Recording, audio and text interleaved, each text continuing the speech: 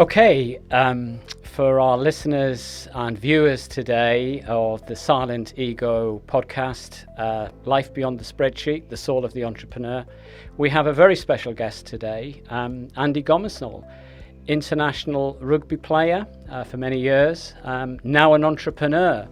So we're going to explore Andy's background from childhood to becoming a renowned rugby player on the international stage for England, and now running the family business. So he's definitely qualified as the SilentEgo, the soul in business, life beyond the spreadsheet. So here we go, Andy. Welcome. And today I'd like to talk a lot about you. So I'm going to ask a few questions, and yeah, we're going to just have a little bit of fun for a few minutes. But there's some common ground between us, Andy. Not only Sandbanks, where we originally met in the car park when you were down visiting, I think I'd call it the in-laws, somewhere along the lines. And there's something else I always remember on that meeting, and it's never lost. It's that smile, Andy. You're always smiling. So I'm going to ask about the secret of smiling. But also born in Durham, which is fantastic. That's kind of my hometown. Many years ago, I left Durham town back in '87, but there's obviously common ground there. So, Andy, it started in Durham as a little boy. Tell me the story. I mean, why Durham, and then down in the south? How did you end up being born in Durham? Yeah, it's a very good question. One for my father. It was purely around. He was born in Ruislip, so many miles away. It was all down to his work. And that was the fact of the time, and so I was born basically with the accent. Right, were you? Yeah. All right, okay. And I think it was probably we moved further south to Doncaster, and that was where my first mini rugby club was. Right. So that's where I was introduced to rugby. But then we moved for personal reasons, family wise. And I ended up staying for some time, a couple of months, with my grandparents, and they had moved to Bracklesham Bay in Chichester. Right. Hence why the whole Sandbanks bit, so from Durham to basically the sea. Yeah. And I just fell in love with that view. It's not the most special view, to be honest. Sandbanks is a lot better, but it was the seaside. When you're a youngster, there's no better place to be. And so I lost my accent within then going to the local primary school within 2 or 3 weeks of Dad sort of commuting in and out. He just witnessed my accent gone, because the kids couldn't converse with me, didn't understand me, and they were like, "Who's this weird child that speaks in a weird accent?" Exactly. And I lost it. It was gone. And I think one of the things that I mentioned to you, Dad had given me some old cine video, and there's no sound, so you couldn't hear me talking. I think that's one thing that he sort of regrets in the file system, is that there isn't anything of me with the accent. Wow, interesting. Yeah. Interesting. How old were you then, if you don't mind me asking? So that was about 5 or 6. So Doncaster was under sixes I was playing, so I was 5 years old. So it was around that time. So 6, 7 years old, and then that was it. The accent's gone, and I became a southerner. All right, okay. And then the rugby started to kick in. Kind of. I think certainly the bug did. I mean, I think you are massively influenced in all of these things by your parents, and certainly by my father. The two options were, my mum loved horses, so I did ride. I was a jockey, a show jumper as a young child. My mum wanted me to do it, so I kind of did, and I loved it and I enjoyed it, and it taught me a lot of lessons. And as a young child, getting on a horse it's quite, you have to have a lot of courage to do that, and then jump fences.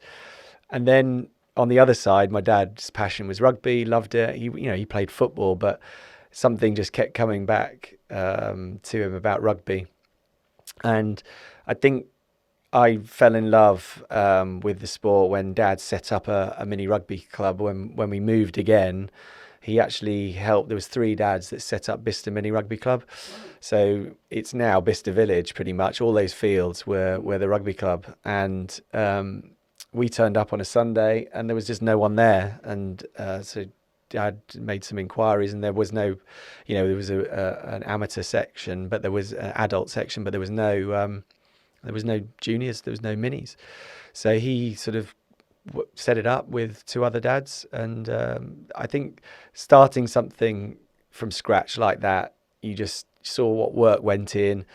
We were literally driving to training and seeing kids kicking a ball around in the street and just, saying, come to, literally down the road, come, bring your boots and come and play. And it grew and grew and grew. And then eventually now I think there's sort of 350, 400 kids every Sunday going. So from zero. So I think that sort of, when that you're brought up with that, you just can't help but fall in love with the sport and the game. Yeah. So you must have been, that'd be 41 years ago, am I right? Yeah, pretty much. Ticking on a little bit now, but what a lovely story, a nice foundation. So sort of quite entrepreneurial, if you don't mind me saying. Your father in those days was sort of, spotting the talent possibly in you and, pulling that together and then giving you that platform to flourish on, which was the beginning of that journey into rugby. At what point did you start to, pardon the language, but that become not so much addictive, but you've got a sense that I'm enjoying this. This is good. I'm developing. And were you aware of that at the time, or were you just out there having fun with that smile of yours, running around just doing your thing? Yeah, it's a really good question. I actually asked my dad, since retirement and just sort of anecdotally sitting down and saying, why do we do this? How am I like this? Kind of asking those questions. And I'm going through a similar period in my life now as a parent with my children.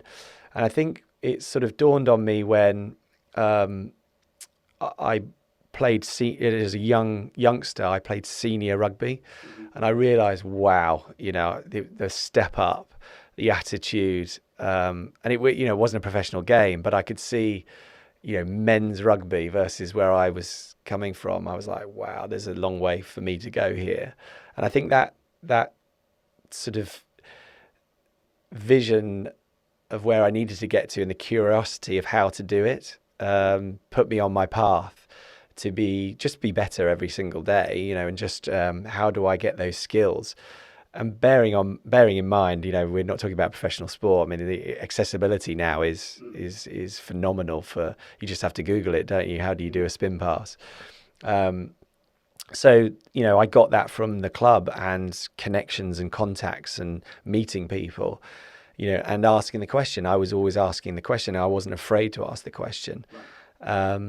And I've got it similarly with my daughters, sort of seeing them starting to flourish now. They're playing ladies hockey and they're only 14.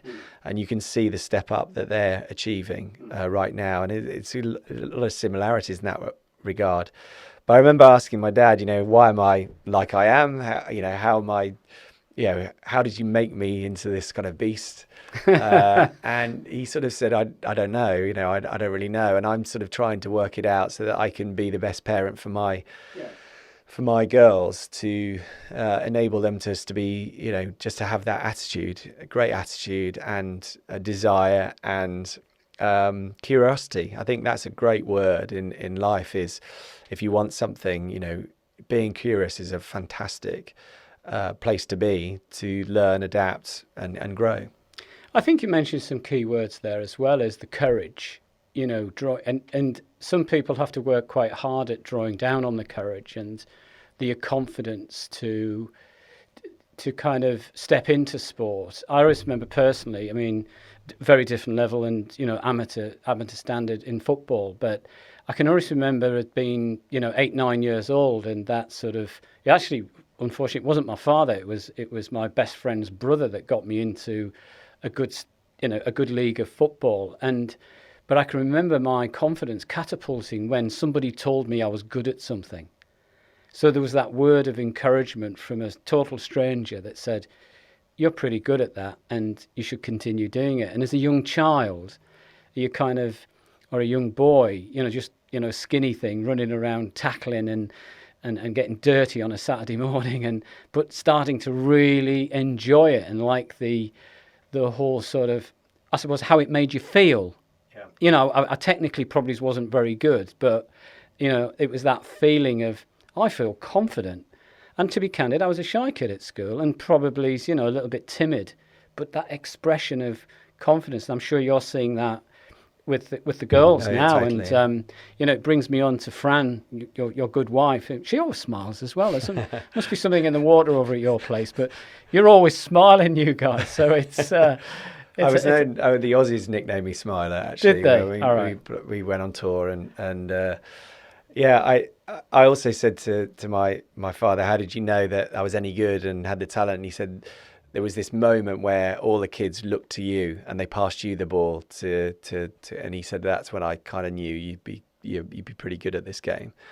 So that's quite interesting. But yeah, I think the feeling, especially a team sport, I think it can be probably quite lonely unless you've got a big team behind you. I'm passionate about golf these days. I think golf is one of the best games ever invented. Right. It's just unbelievable. Watched Tyrrell Hatton win yesterday, and he's 5 years old. His mother sent him a photo of him 5 behind the ropes watching this Wentworth PGA UK Championship. Right. And she sent this last day, they play 4 days, 18 holes. The last day, a massive pressure. He's leading the tournament. And she sends him that photo, which I thought was really poignant for him. It was just, remember, go and have fun. You were the kid behind the ropes. Now you're in the ropes. Go and have fun. Enjoy it. Thrive on it. You've deserved to get there with all your hard work. Just go and win the tournament. I just thought that was brilliant. And it was a load of parallels with, what all the pressures in team sport and sport, but that's an individual, whereas the team sport confidence comes from helping, especially rugby union, because we always say it's a game for all shapes and sizes. Yes. Backgrounds, it doesn't matter where you're from. And every club I've been to has been inclusive, and we're all different shapes and sizes and different roles within the team. And not every game you can get man of the match, but every game you're needed. And some games are suited to you to help the team win, and I think that's the beauty of it. If it's not perfect for you, you've contributed and you've made progress. If you do get man of the match, it's you feel $1 million. At what point did you feel that this was starting to turn into something that obviously the confidence was there, the kids were passing the ball, you were starting to sort of flourish at your age?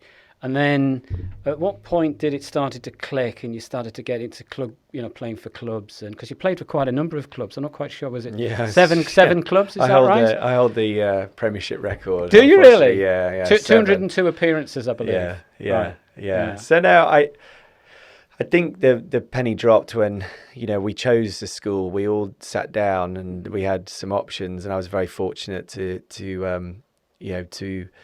at that generation. Private education, and it had a history. Private schools had a big tradition and history with rugby, and so I was really, really fortunate. And we sat down. I remember my mum, my dad, myself, and there was 3 options, and we wrote on a piece of paper which school that we all thought. And to be honest with you, I thought my mum certainly would pick one school because it was local, and she didn't. We all chose the same school. And so when I went to that school, I saw the competition. It's a lot bigger, huge competition. And I was young for my year, so I had to battle with the kind of size element with rugby. Right. Yes, I played in the position where the little guy plays, and the one that's. Has that always been the case? Yeah, it's always been the case. Yeah, I once went into a scrum and vowed never ever to go in there, and that was mini rugby. It wasn't even a proper scrum. Right. I vowed I'm never going in there. The dark arts. It's not a nice place to be. But I remember being at the school, and they were in a good way proactive with helping you achieve whatever goals you had, but making it progressive. So there were county trials, and then there were divisional trials, and then if you were good enough, you'd go for England trials. And I remember getting into the county at a young age, under 16s, under 15s, being a county player. But when I went to the next stage, you know, some of my peers were getting in and I wasn't. And I realised about, you know, that kick when somebody says, you know, well done, you're a brilliant player, but actually you're not good enough for this next stage. That was like, wow, okay.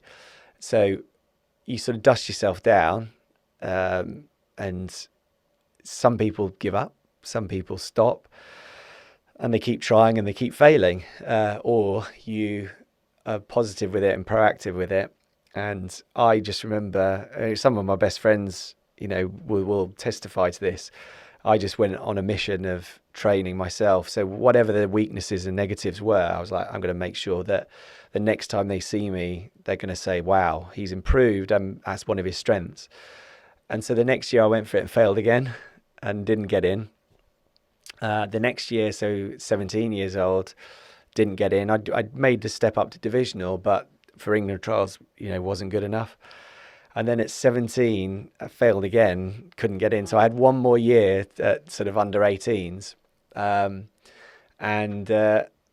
remember the divisional trials. It was a place called Castlecroft in Wolverhampton, where we'd all go. You know, it was a level of huge investment and professionalism, actually, when the game still wasn't professional, because this is in 92. This is 1992. Yeah. So the game only went pro in 95. So there was a real pathway even then. And I remember the team was announced and for England. So I was in the trials and they made me captain. Wow. So I was like... Oh, from zero to hero, yeah, so to speak. Well, sort of, yeah, I mean, that's when the hard bit starts. Yeah. So there's a sense of massive responsibility at that point. As well as you've achieved your goal and you've got in. And that year, we had a good team, good year group. And the team had not won for the Grand Slam for, I can't remember how many years. It was some years, 11, 12 years in the schoolboy records. And we were the first year to win it, the Grand Slam. So that gave me immense pride, but also just realised, you know, you can do it and you can be successful. It's interesting pulling from that, Andy. It's in some respects the story so far is that your father created an environment. You know, your parents had a real influence very early on in creating that environment. Both, you know, obviously this was not a deliberate plan. It was just, you know, you were in it. But how you've demonstrated that resilience, that relentless pursuit, it's like all things, isn't it? You see you on the pitch, you know, on the day, and you've made it look easy. But the journey, the story behind the scenes is not easy, is it? But equally, how you build that resilience, that bulletproof confidence in your mind that if I keep trying and trying and trying, I'm going to get that break. That's the first thing. So, you know, so that mental conditioning, that confidence, but still, you know, you still weren't sure. And then all of a sudden you got the break and it started to move from there. And there's that next pillar goes in of courage, confidence. Then you're now in a situation where you can, you're developing the ability to play at a better level, but you're in the environment, but you're still earning your place. Yeah. Because there's a fine line, isn't there, here coming, that you've got to stay on top to be picked fundamentally. No, completely. I'll never forget of that generation, the England team wore purple tracksuits. I mean, they're quite unique. I mean, full, you know, the real old school tight tracksuit bottoms with the beautiful red rose, and it's purple. I mean, they were extraordinary colours. And when you're playing the school, you know, the other schools, and somebody turned up, you could sense they were in a school, but they had a purple bottom tracksuit, and you were like, they've got an England player. And I always remember, I want this purple tracksuit. Wow! And that year was World Cup year, and they changed the tracksuits, so I never ever got a purple. I never ever got one. Yeah. They changed them to these World Cup shell suits. They were horrific. Yeah. So I never actually got a purple. And when we were in the kit room at the end of my career, the kit man said, "I've got a purple tracksuit in you. Do you want it?" I went, "No." I didn't get one. I didn't deserve, I didn't deserve it at that time. I got to earn it. I can't just be gifted it. But no, I think, going back to your point, I think, it's all very well getting there, and I was known as a bit of a comeback kid as well. And actually, what the next learning for me was, it's wonderful to have press write about you, and it's, you start to believe your own hype. And I did train really, really hard, but then suddenly you're going from schoolboy to adult, and that is, you're at the bottom of the rung. And there are professionals, even though still amateur, but they were so much more professional, trained harder, bigger physically. We didn't have that necessarily the education around fitness, nutrition, all of those things. And I still wanted to have fun as well. So there was an element you celebrate and you're enjoying this. It's good old rugby, moments. Wasn't it? Yeah, That exactly. Drinking was a massive part of the culture. And, I sort of wanted to be one of the best drinkers. So you go and you try and drink with the forwards, and that could always, you gain respect, but it can get you in trouble. But I then realised how difficult it was to stay there when, especially, you're not just competing at your year group. Suddenly that year group is out. You go from under 18s, Colts, under 21s, students, universities, and then it's the big one. It's everyone. And I got there. I'm happy to say mentally I wasn't ready for all of that. I got bits of it wrong, massively wrong, and so you lose your place. I'll never forget. We're all surrounded by technology, and I remember learning. I was dropped, so I did get into the England team early doors. University, and I went to see the dean, and I said, look, I can't take this exam. And they said, why? And I said, because I'm playing rugby on Saturday. And they just looked at me and they were like, that's ridiculous. You can't just miss an exam for playing a game. And I said, yeah, well, it's at Cardiff Arms Park against Wales. And I had to prove and show the letter that I'd been selected for England. And, happy memories. But I realised how competitive it was, and I kind of lost. You lose your way, and you do lose your way. And I learnt after that 6 or 5 nations in that stage. New coach comes in, and I was dropped. I learnt I was dropped from the England squad on CFAX or teletext. And it was brutal, absolutely brutal. World caves in, and that's not the biggest part. There are other parts that world caves in. But you just go start again, but I realised that's the process I really enjoyed. Really? Yeah, I think so. I sort of a bit of a junkie for, and what separates the great sportsmen and the great people is when they get to the top, they stay there, and they stay there for a long time. So some of my stats, in some regards, are okay. They're good. But in other ways, the length of the period of time that, I was playing for England, 1996 to 2008, there are other players. There's a player just recently who got 100 caps for Australia, literally played yesterday. That I should have got to. I never thought I was the best. I never, I wanted to work as hard as I could to be the best. I felt I had a real niche and a strength in my game, which I forgot about and ran away from and tried to be better in other parts. Yeah. But I really applaud people that can do that and stay at that level, and I didn't. But actually, I'm not. It's not a thing where I think, I've got regrets around that, because I loved I'm on the bottom. Here we go. I've got now this journey and this. Give yourself a time frame. I'm going to get there. I'm going to prove everyone wrong. I love that. Yeah, so sort of like that resilient, competitive sort of mindset to sort of spring back at any point. It's also somebody saying no to you. I can't deal with that. We're going to come on to that. I find that very, very difficult when somebody says, no. And I'm like, why?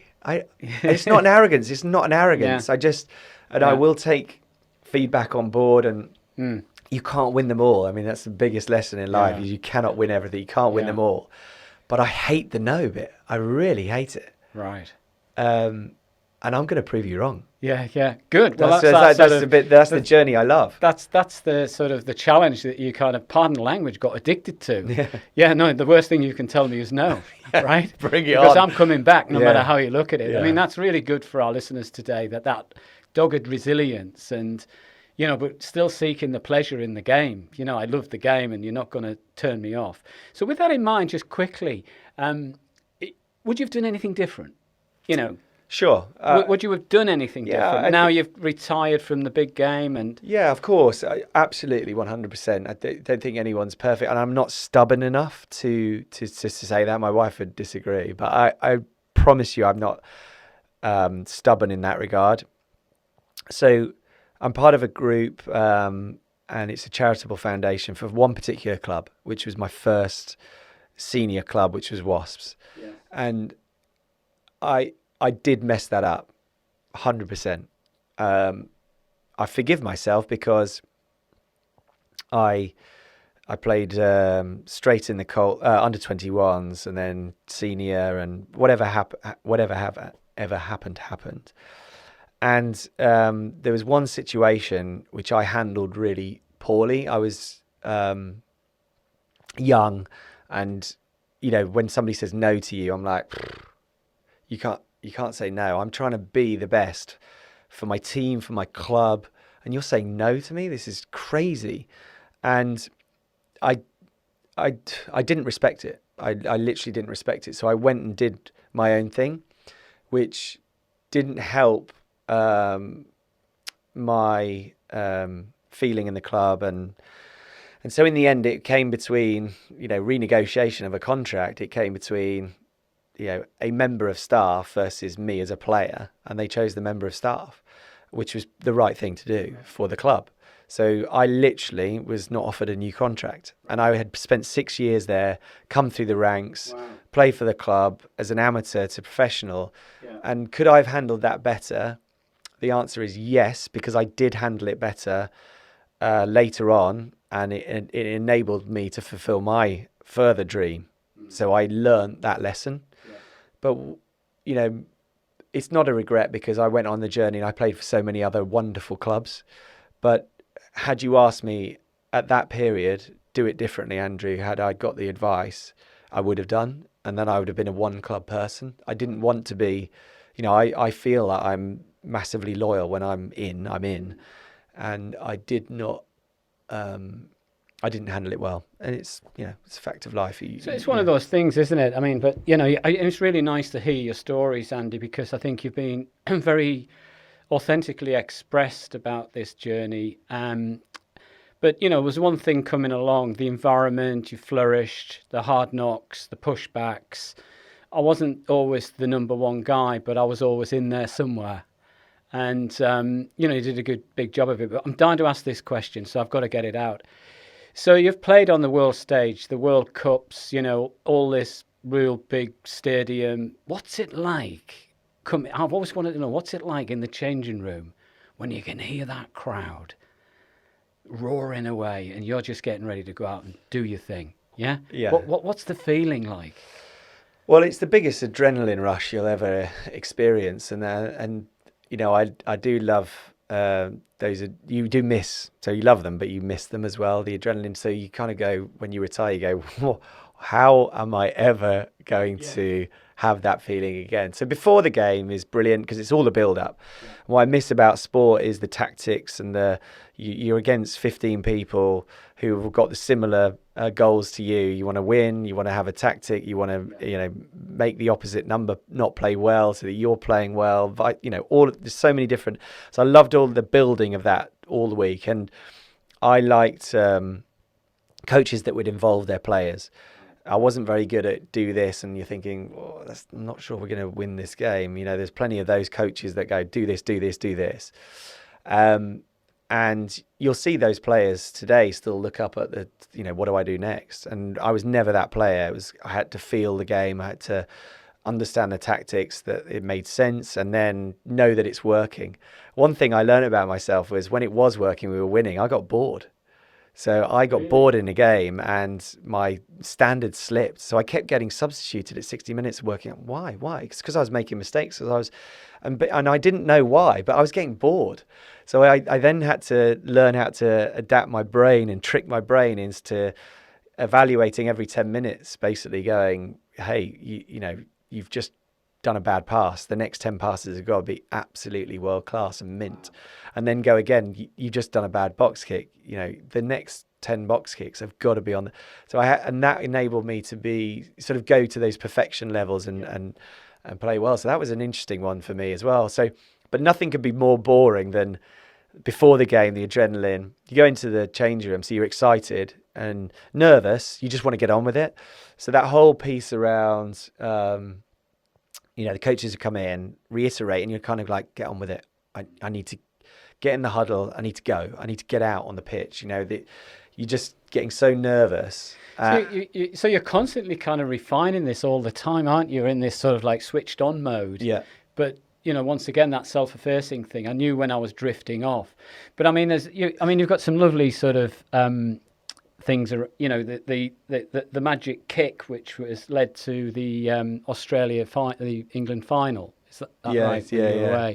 You must have got that. Must have been like a trophy for you. Yeah, I know, it was good. I mean, there was a couple of things around that one. I mean, there's an incredible journey to be told around that, but the feelings are exceptional. Just going back to the feelings, so running out onto the pitch, national anthems in front of your family. You can't get as big adrenaline rush as that. I watched the haka yesterday, the Australia haka, and that was remarkable. Stood in front of that. Scary, but also just great to witness the history of the haka and witness it. And then you're in focus mode, and you know the celebrations after, or the feeling after loss wise. Yeah, those are amazing moments. And, you know, I always sort of separate it. So they say, what was it like and what's it like now? And I go, well, you're clapped in, 90,000 people clap you in, and you've done nothing yet. Right? So they're adoring you, they're clapping you in, they're cheering you. I've done nothing.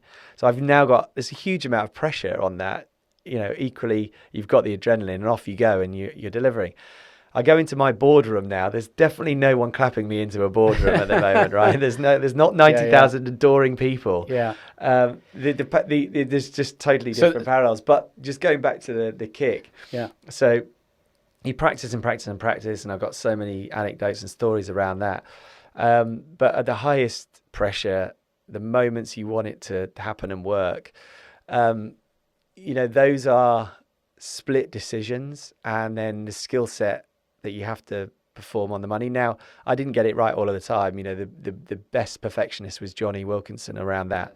His kicks in conditions that just impossible to get that ball through the sticks, and he would do.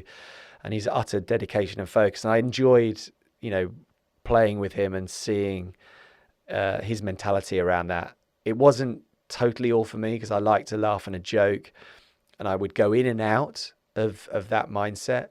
But I absolutely respected how once he was in. And that kick was, you know, it was reactionary as well. So we were under pressure. We were playing the host nation in semi-final, and I could sense the initial contact. I'm like, I'm not enjoying this. You know, normally you, as a scrum half, you want the forward momentum, and I wasn't enjoying it to start with. They were really up for it. So I thought, look, I heard one of my winger, Josh Lucy, I heard his communication. I just thought, do you know what? Best thing to do here is pop it over, put the pressure back on them. And anyway, there's so many, anecdotal evidence on that beautiful kick contact, the drive, that beautiful, you haven't tried hard. It was just perfection. I hit this thing so beautifully. I knew it when it bounced. The roll was like, oh, I couldn't have hit that better. But I didn't realise how perfect it was going to be, because it literally popped up as Josh got to the guy who was about to, a guy called Damien Try. Poor him, because it just popped in the air and Josh got it first and then just fell over him for the try. And that massively settled our nerves, because that was 5 minutes and we were 5-0 up. You know, that settled the nerves, and actually, you know, the belief went up as a team. So all of that training, everything, that moment, it was a great, great feeling, but still got a long way to go, 75 minutes. And it was, you know, it was pretty tight. But also the weekend before that, playing against a guy called George Gregan, who was that 100-cap legend player.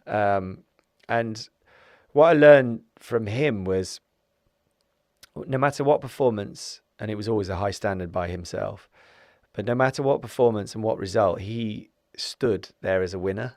He had the physical walk, strut, however you want to term it, that body language. He was always a winner.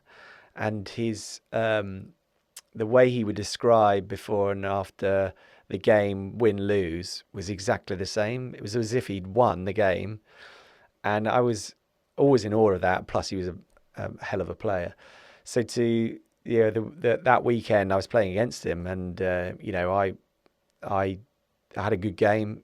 I got to him, which I was pleased about in terms of he was untouchable at times, and being on top as a forward pack, it helps you. So I'm thankful to those guys but it was kind of when we won that game, I was like, from going from under 18s being captain, and I've done it. That felt a moment as well, because I'd lost against Australia many times, made mistakes, shoulder barge somebody, just being an idiot. It's a theme and the here. penalty goes over, we lose the game, and it's my fault. It's a theme, isn't it, Andy? It's Yeah, sort it's a of like massive coming theme. back from making mistakes. Yeah. I'm in the Yeah. business of coming back from Yeah. making mistakes. And not being frightened. I think courage is not being frightened to make those mistakes. Well, this is it, isn't it? Yeah. Failure's a good thing, isn't it? And the best men are made of it. And I'd classify you obviously as a hero of that generation of rugby. And some lovely stuff here. But just quickly before we move on to you're now an entrepreneur, running N2S, which is the family business. But I just want to get this story kind of correct in my mind. It was the Gloucester signing. It's a bit about the suit.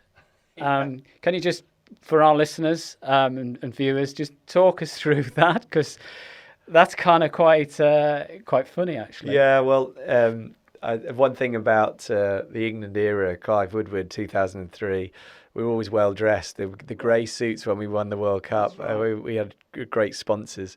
So I remember signing for Gloucester and thought, I've got to be smart here and well dressed. And so I turned up in a suit, and nobody at Gloucester had ever turned up in a suit in terms of a signing. So, I was trying to portray utter professionalism. And anyway, it's still a rugby club full of blokes that want to take the mickey and good pranksters.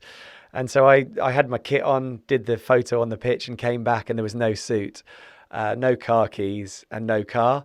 I found my suit was sellotaped to the ceiling, and it was a high ceiling, so there was no way of me getting it. So that told me that I didn't get my dress code exactly right. And then they parked my car in the local superstore somewhere around the corner. So I was about to ring the police, and eventually everything came to light. No, it's our prank on you. Welcome to the club. So I knew I was going to be in a good banter, good club, good, because team sport and I think culture is massive, and same in business. Those kind of culture make you feel at home. All of those things make you thrive. Culture is everything. So I knew I was at the right club at that point. So now you're, obviously out of rugby, retired into now running the family business, N2S, so leading the forwards, but in the business world. So what was it like, just quickly talk, coming away from that professional rugby status into fundamentally, running a business? Well, transition's not easy. So it's deciding what to do. And I was always inquisitive again. What am I going to do next? Dad had kept me quite separate from the business. At university, I would, try and get some pocket money. So I would go and work with him and for him, and just labouring basically, engineering. And so I got a view of what it was he was doing. But then I was so focused, and he supported me, but also he didn't want to talk about his work. He wanted to talk about rugby. So that we had that bond together in that regard. So he sort of kept me away from the business world specifically, but he was trying to educate me in my career from what he learned in business. So he was trying to make probably an entrepreneur out of me. And so the transition, what am I going to do? I mean, this is the big question for every athlete. But, I'd align it to any walk of life, whether you're military. These guys are going, institution, and then suddenly I'm making a decision to step out. What the hell am I going to do? And about, working out your transferable skills and actually find a place that's going to be a happy home for you, that you're going to thrive in. Because, the beauty about team sport, military background, is decision makers, not frightened to make a decision, and not frightened to get on and just do it. And in sport, if you don't do that, you're going to fail, literally. It's interesting, Andy, just interjecting there, that one of the big challenges that I come across with EgoStream, which is my business, with leadership, is indecision, decision dysfunction. And, that becomes a bad habit in the end. And I think that sort of, professional sport, self-reliance, making those decisions, and then bringing that into the, the transferable world and into business, it must be quite interesting. It is. I was never going to be scared of it, because when you're making these decisions as a leader in a business and you haven't got 90,000 people staring at you, you haven't got that pressure. That is massive pressure. Right. And you're asked to do that as a 21-year-old with really no experience. Wow. That is tough. Yeah. And to have the courage to do that is tick box straight away, right? So I think there's a lot that business can thrive off with looking at their recruitment and, especially, sportsmen. I mean, it's an easy place for me to recruit. If somebody's a sportsman and they're, in a decision-making role, I'm like, okay, you've CV, forget, you're kind of in, because I get it. But so the transition was difficult, and it's deciding what to do. So I was intrigued straight away. What we were lucky with being pro athletes is you're time rich. Mm-hmm. And that's something that I'm, with a family and a business now, I'm not time rich anymore. So I sort of was lucky in my own head. Okay, I've got to plan early. So I did plan, and I used my time wisely. Did I use it effectively enough and enough? Probably not, but at least I was doing it, because there's plenty of guys that didn't and literally got to that day and then went, what am I going to do? I planned 5 years in advance. I'd got a startup business that I'd invested in, and I was running. So that was exciting for me, because it gave me something else to think about other than my game on the Saturday. And actually, the first lesson I learned was, this pitch was in front of angel investors in the West Country. And I went down there and I was thinking, I have no idea, right? I'm literally blagging this. I've got no idea what the hell I'm talking about. It's embryonic. We're creating an application. I'm like, this is 13, 14 years ago. Application. I mean, seriously, I'm a thick rugby player. And so I'm stood up there and you're messaging about what it is that we're going to create. I was nervous as hell. And then we created a board. And so the people that invested were really experienced. And so I just sat in this board meeting, 5 of us in this boardroom, and I was just listening and learning from these guys. But then I'd go back to the rugby club and I would think, we've got a long way to go. These guys are serious entrepreneurs, experienced. It's their own money they've put in. We're talking millions of pounds that they've put in. And when they're on it, it's like a lawyer when they go into zone. I was like, we need to go up a gear again, just in terms of our meetings. And so I was at Quinn's at that time, and I noticed some things at Quinn's that I just didn't like. I mean, guys would turn up unprepared, late, just not focused. And I was like, there needs to be a bit of a shake up here. This is crazy. And tactics just weren't clear. I was like, wow. So I really loved that parallel of actually using my learning in business suddenly from these great entrepreneurs and experienced businessmen and taking it into rugby. And it sort of matured me actually in a lot of ways, because I was, wanting to have a bit of a laugh with something. I was like, I can't be that person. So that was brilliant experience. But what I learned was you've got to, once you're giving everything and you're invested, you're truly invested, the people that you're with, just basics of the values and the respect. And from some of the actions that were happening and how people were behaving, I didn't like it at all. So I eventually told the then chairman and sort of said, look, I'm not happy. And he agreed with me, by the way. So I was like, wow, okay. I was sort of shocked that I was the first one to kind of bring it forward. And like all startups, most of them do fail, and this one failed. And I was doing a bit of consultancy work with my dad, and, a very fortunate first sort of meeting that I brought my dad into, we won a contract, and he was like, right, that's it, you're in. It was like, Well, I was like, hang on, I'm not sure I want to do this. No, you're doing it. Right, You're okay. in. You know, and I like this. Once again, there's an adversity thing there, isn't there? So there's a little connection there. Yeah. And you pitch up with your dad to do a deal, and bingo, the lights go on. Yeah. So for our audience, what and viewers today, what does NT2S do? What's the business about? So we can just expand. Yeah, on that. so I mean, we're in the world of reverse logistics. So Right. you know, in the world of technology as well. So everyone's focused on getting new technology out. People tend to be very slow and thinking about what are we going to do with our old stuff. So that's our world, is reverse logistics, and repurposing, reusing, reselling, but also recycling. So Jack, my father, built the business around recycling. And actually what I love about the business is it's very competitive, it's very difficult. We're very niche in the technology that we want to recycle. So recyclers do millions of tons, and the e-waste problem is gaining traction year on year. 50 million tons we throw away, basically. It's ridiculous. It's so vast. Legislation is improving and changing. It was set in 2007. You know, we're in 2020. Legislation for 2021 is changing, so that's exciting. But the way we've done it has been harmful for the environment. We put stuff in landfill, not great. And for recycling purposes and refining critical raw materials that we dig out the ground, we're running out of. So this whole circular economy, sustainability, we're running out of this stuff, right? So how are we going to make these devices in the future if we're running out? It's crazy, right?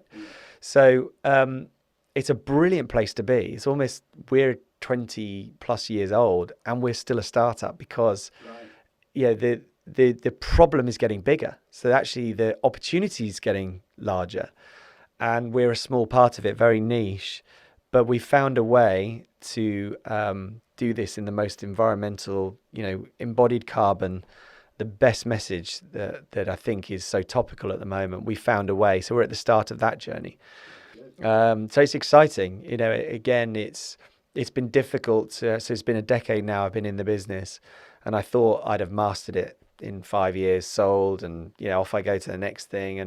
And it's, you learn in business, it takes so much longer. You're enjoying it, Andy? I do. I'm passionate about it and I care about it. So I'm lucky in that regard, but I've made it that journey as well. I've made, inquisitive again, curiosity. Why are we continuing to do this thing when it's harmful to our environment? But okay, don't criticize it or ask those questions without having a solution. What I'm proud of my father, Jack, is that he's found a solution. And now it's up to me to kind of promote that and get it to its next stage of scaling, because it is a global problem. And one major manufacturer, vendor, I mean, they're on, the name, sort of said, love it. We're not ready for you. Let's talk next year. It wasn't a no, but it was still got me going, oh my God, this is so frustrating. So, yeah, right. So it's not just you're passionate and it's great and it's rolling on. I'm frustrated as well because I want this journey to happen now. Well, you can see sense, can't you? And, the last thing anybody can do to Andy Gomarsall is give him the no, right? Because that's like red rag to the bull, isn't it? It is. How do we overcome this? How do we master this? You've got to realise my background, what I've come from, and I'm now in business. So I'm not going away. I'm getting ready. And if you want to be tackled, mate, then you're going to get tackled. Yeah. And the nice thing is my past, what was difficult in that transition was catching up because, luckily I'd be in a meeting like this and they'd be talking acronyms and, the future of technology. And I'd be like, I have no idea what you're talking about. So I'd go home, I'd be writing all these notes out and I'd just be Googling, what does this mean? What is this? I had no idea. Same into a degree, I studied economics and didn't do very well at A level. I had lessons in business to learn, which was brilliant for, Dad always said, this is going to be your greatest lesson, being and running a business is going to be a great, and he's right. He's absolutely right. But yeah, so I'm just, that journey and that energy Well, that's right. So if you parallel it with your sort of early stage rugby career, where it was the school of hard knocks. You were coming through. I think there is a glean here of the best's yet to come, Andy. Yeah, with N2S, totally, I'm going to take it to the no, world stage. And by the way, School of Hard Knocks is a charity I'm a patron to. Oh, are you really? You know, okay. no well, for our listeners, we'll have to look out for that look one. out. The School of Hard Knocks, incredible charity. Yeah. Which I was founding trustee of, and it, so there's another journey for you. But I think when you're on something that is right, and it's you can't stop. You've got to, and so I'm already thinking, once you get this sorted, it's kind of what next and what other things are going on. But for this takes everything. You have to give everything. And I think that's the challenge. And I always used to wonder why some people would say in meetings, "Oh, do you still play rugby?" I'm thinking, I've been retired 5-10 years. Are you crazy? And no, I don't play anymore. And they say, "Oh, is this your full time?"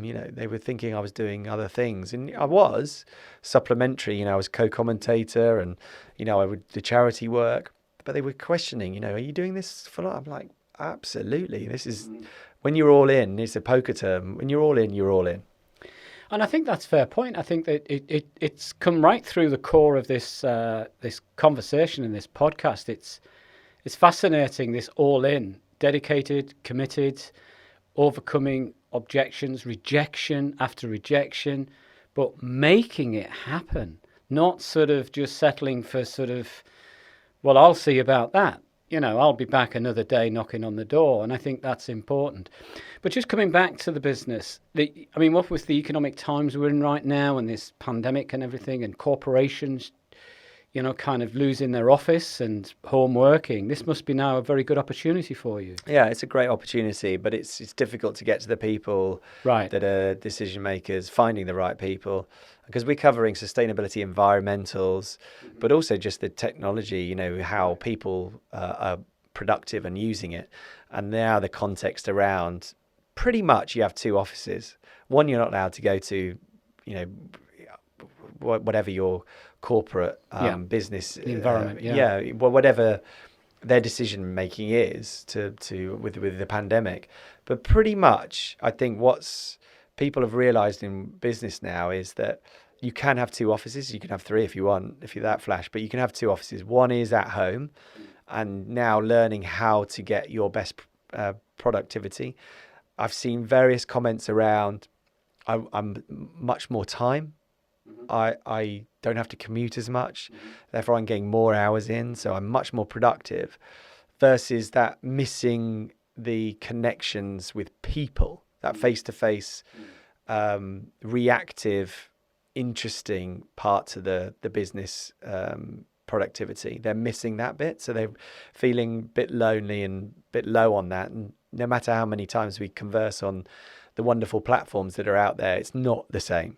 It is not the same, but they've got now the context of what am I doing with an office? So we're still waiting on those decisions. Some of our customers, they've decided just go and get our IT and get it to people's homes. So we are doing that.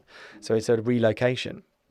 But for me, I think the investment from business now in technology will be twofold. And there's different connotations around GDPR and how you use those bits of IT around not just the technology part, but around the safety and the cleanliness and the the pandemic. It's around that. It's complex and it takes time, so it's going to be busy for us. I know that, and also, by the way, not enough. There's so much demand for product. There's not enough of it. It can't be manufactured quick enough, and there's too much supply because people don't want to get rid of stuff because they're worried about. So there's so much supply. That's right. You're in a good go-to position, and I think it's a case of, pardon the language here, but timing your run. Yeah, completely right. Really timing your run, because completely the change over the last 6 months, businesses, corporations, obviously, which you serve, technically and commercially, are just getting around to these sort of adjustments. What do we do? And it's there in the priorities somewhere. So we can only see that, once again, the best is yet to come, which is fantastic. Yeah, no, but for me, it's the agenda. Yeah. So don't just leave it, as a museum for the future.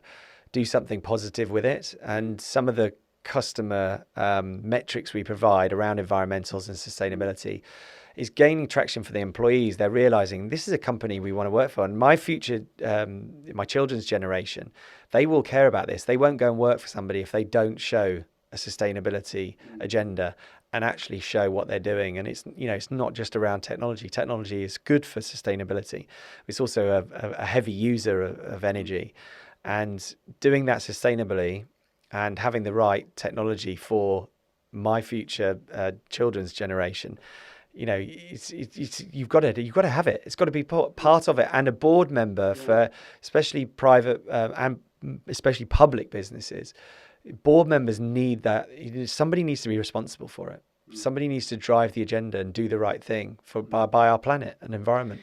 Well, I think what's coming from, you know, without going into too much detail, I think you are definitely in the right place. I mean, the alpha generation, which is our children, and the glass, they're calling it the glass generation. So it's all predicated around technology and old to new and the reconditioning and making it friendly. Let's call it friendly technology. You're right in the sweet spot. So, you know, you're about to, you know, hopefully hit that sort of A grade again and play it out as an entrepreneur, Andy. I think it's been fascinating today talking about your life and the journey. We've all, you know, seen you on the TV from time to time. It was great to meet you face to face, that magic smile, that relentless pursuit. And the worst thing you can say is no to Andy Gomarsall. So all of you businessmen out there, if you want to wind him up, just keep telling him no, but he's not going to go away, I'm afraid. Very true. But Andy, it's been an absolute pleasure learning about your background. Let's stay close. And for all our listeners, hope you've enjoyed today, and we look forward to seeing you again at some point on SilentEgo, The Soul of Business, Life Beyond the Spreadsheet.